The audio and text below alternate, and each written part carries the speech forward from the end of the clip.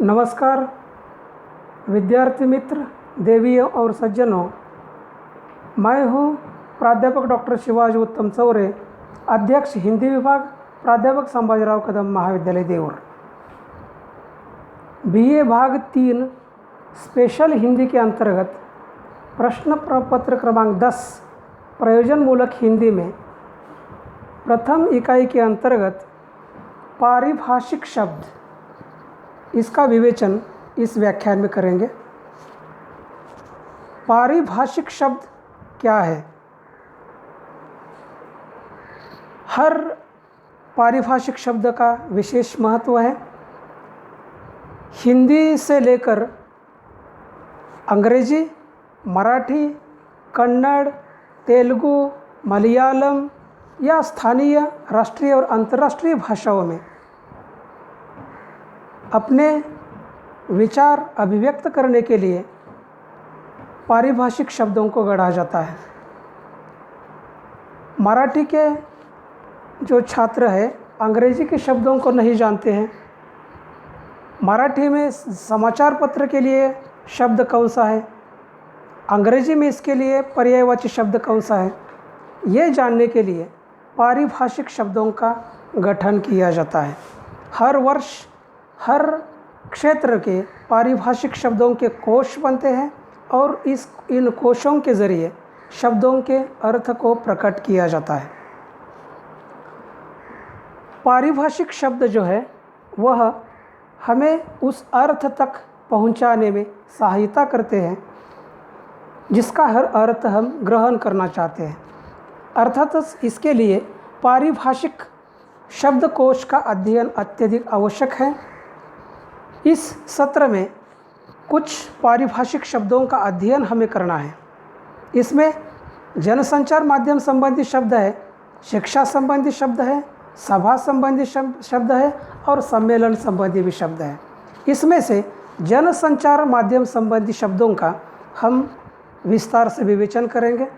जनसंचार से तात्पर्य क्या है?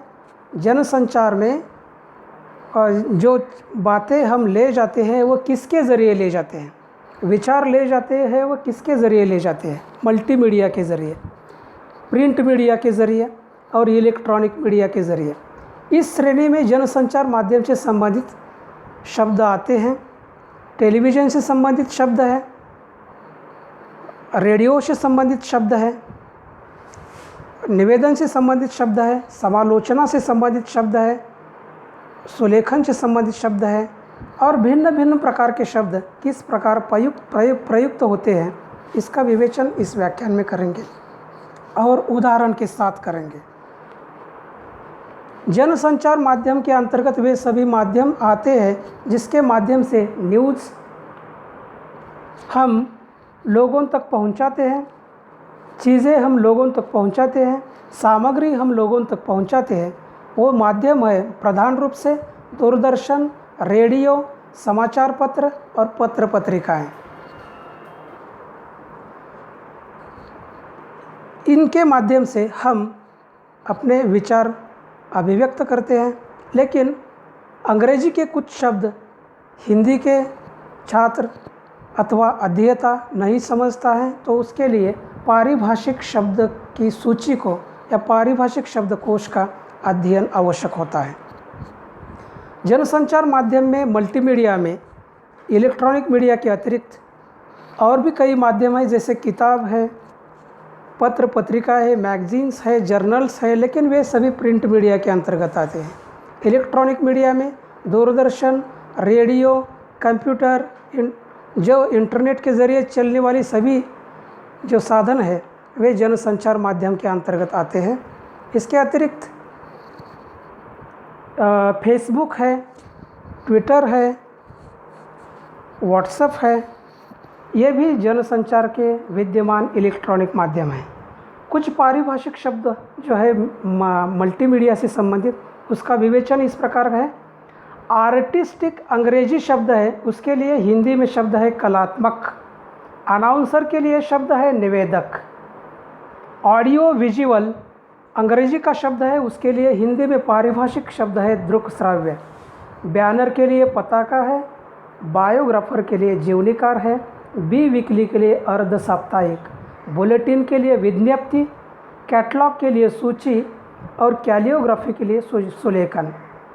कैप्शन, शीर्षक, इस प्रकार के शब्द हैं। पारिभाषिक शब्द इसके लिए हिंदी में जो पर्यायवाची शब्द है उसे पारिभाषिक शब्द कहा जाता है। पारिभाषिक शब्दों के अंतर्गत अगला शब्द है कोरियोग्राफी, जिसके लिए हिंदी में पारिभाषिक शब्द है नृत्य रचना। कॉलमनिस्ट, स्तंभ लेखक, कमेंटेटर, समालोचक, कंपोजिटर, अक्षर योजक। कम्युनिकेशन, संचार। क्रिएशन का तात्पर्य सृजन से है। करस्पॉन्डेंट, संवाददाता, यह शब्द उसके लिए प्रयुक्त है। इंफॉर्मेशन टेक्नोलॉजी के लिए सूचना तंत्रज्ञान शब्द प्रयुक्त है। और इंटरव्यू के लिए हिंदी में जो शब्द है वह शब्द है साक्षात्कार। ये सभी अंग्रेजी के शब्द जो है उसके हिंदी में पारिभाषिक शब्द है।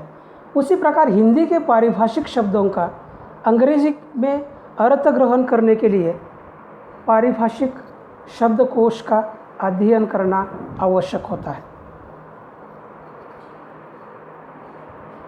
जर्नलिस्ट के लिए शब्द है पत्रकार, मैगज़ीन के लिए है पत्रिका। इसके अतिरिक्त सोर्स लैंग्वेज के लिए शब्द जो है वह स्रोत भाषा। ट्रांसलेशन के लिए लिप्यंतरण। पारिभाषिक शब्द हर क्षेत्र में होते हैं। पारिभाषिक शब्द शिक्षा के क्षेत्र में है, पारिभाषिक शब्द प्रशासन के क्षेत्र में है, पारिभाषिक शब्द राजकीय कामकाज में है, सामाजिक कामकाज में है, उसी प्रकार साहित्य में है। सभी क्षेत्रों में पारिभाषिक शब्दों की आवश्यकता होती है, क्योंकि हर भाषा अपने आप को समग्रता से अभिव्यक्त करने में पूर्णतः सक्षम नहीं होती है।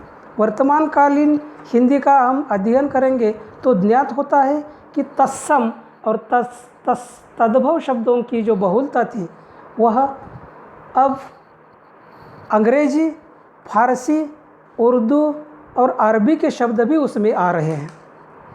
तो इन जापानीज, रूसी, चीनी वगैरह भाषा के शब्दों का पूर्णतः अध्ययन करने के लिए, उसका अर्थ समझने के लिए आवश्यक है पारिभाषिक शब्दकोश का अध्ययन। कुछ शब्द आपके लिए यहाँ अध्ययनार्थ प्रस्तुत है। मल्टीमीडिया से संबंधित जो शब्द हैं वे शब्द महत्वपूर्ण हैं। जैसे व्हाट्सएप पर जो भाषा आजकल चल रही है वह किस प्रकार की भाषा है वह उसके प्रयोगकर्ता जानते हैं। इसमें हिंदी भी है, अंग्रेजी भी है, मराठी भी है, अन्य रीजनल भाषा के शब्द भी उसमें आ रहे हैं। तो शब्दों के अर्थ को सही ढंग से जानने के लिए पारिभाषिक शब्दकोश का अध्ययन आवश्यक होता है और पारिभाषिक शब्दावली का गढ़ना अनिवार्य होता है। पारिभाषिक शब्दों के ज़रिए ही हम किसी शब्द के अर्थ तक पहुंचते हैं और इसके लिए इसका सूक्ष्मता से अध्ययन करना आवश्यक है। इस व्याख्यान में यही विराम लेता हूँ। जय हिंद, जय भारत।